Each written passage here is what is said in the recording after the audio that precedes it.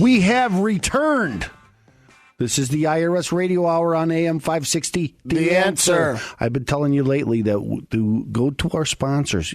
Go to them. That's what we need to participate. And I'm going on myself because I'm going to talk to Turnkey IT today. And because I am taking my own advice and I'm listening. So I had taken two different quotes from two different companies. Wasn't even thinking. I put on the app for AM 560 because I always listen to the show on the app.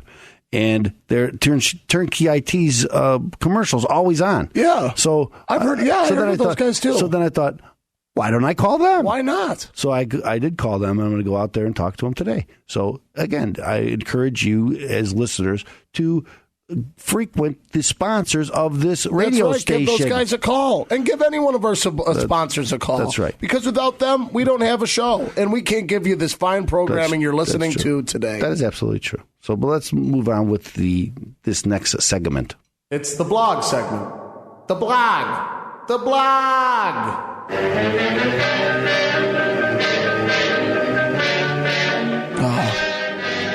The good old days. Perry Mason. Well, ladies and gentlemen, it's the blog segment. The segment where we have Attorney Leahy give us his insight into the judicial world. What am I trying to say? So this last week, okay, I had an older friend, not older than me, but an old friend. I've known him for a long time, and he contacted me, and he says, I need to talk to you. I'm really embarrassed to talk to you about it, but I need to talk to you. So it turns out he's having some financial issues, and and it took him years to call me about it.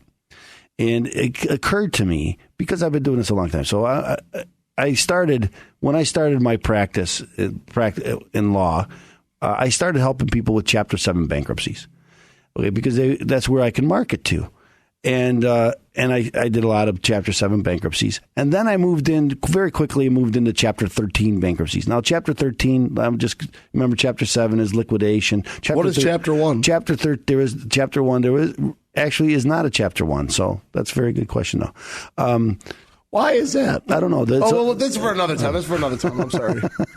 Okay, so I'm sitting here anyway, wow. Then I got into Chapter 13s, and because Chapter 13s are more complicated than Chapter 7s, and there's a higher price tag generally. You know what's complicated? Not always.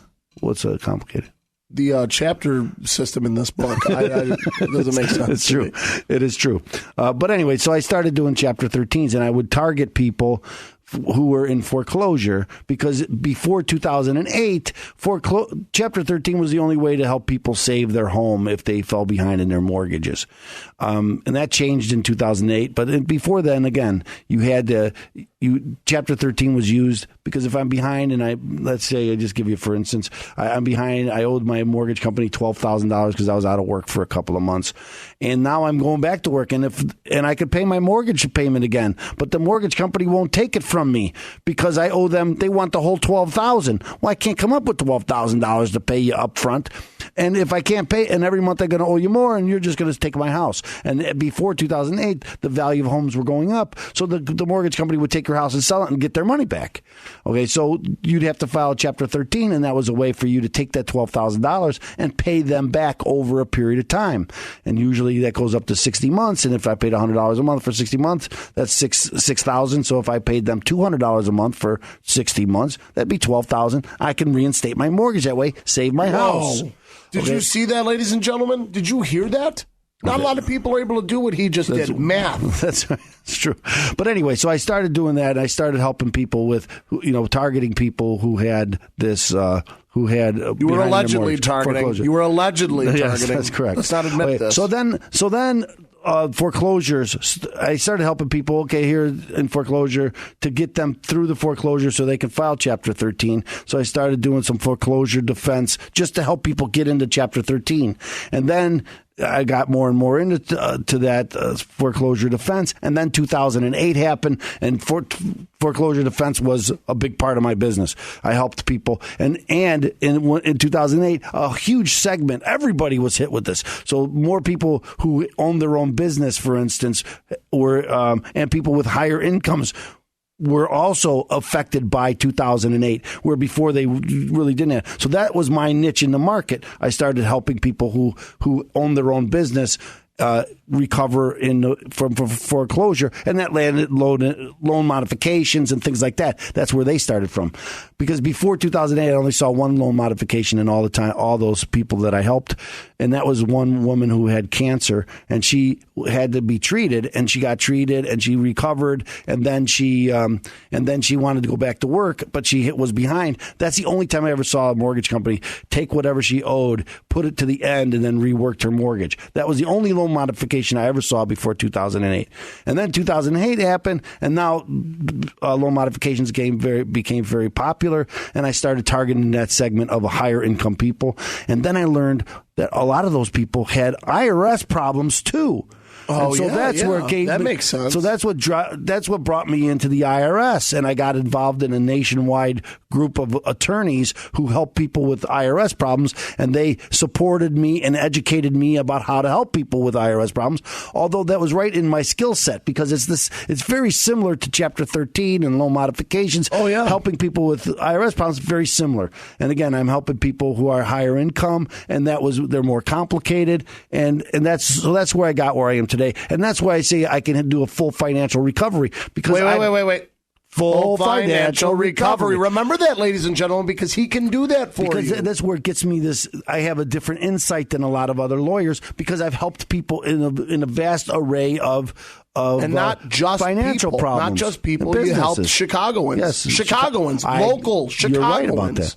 You're right about that. I do help Chicagoans, and I've helped hundreds. Now I say thousands, perhaps thousands.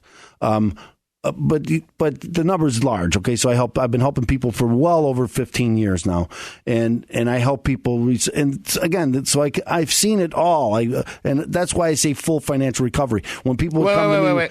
Full financial recovery. Okay. So when people came to see me about their foreclosure, and then they learned, he can also help me if I have to file bankruptcy, and maybe with the credit cards I'm behind. And he can also help me when I have this IRS problem. I can put it all together and help them solve their problem, and not just one aspect of the problem, but help them to full financial recovery. Wait. Full financial recovery. Okay, so that's where that comes in. That's where that full financial recovery comes in.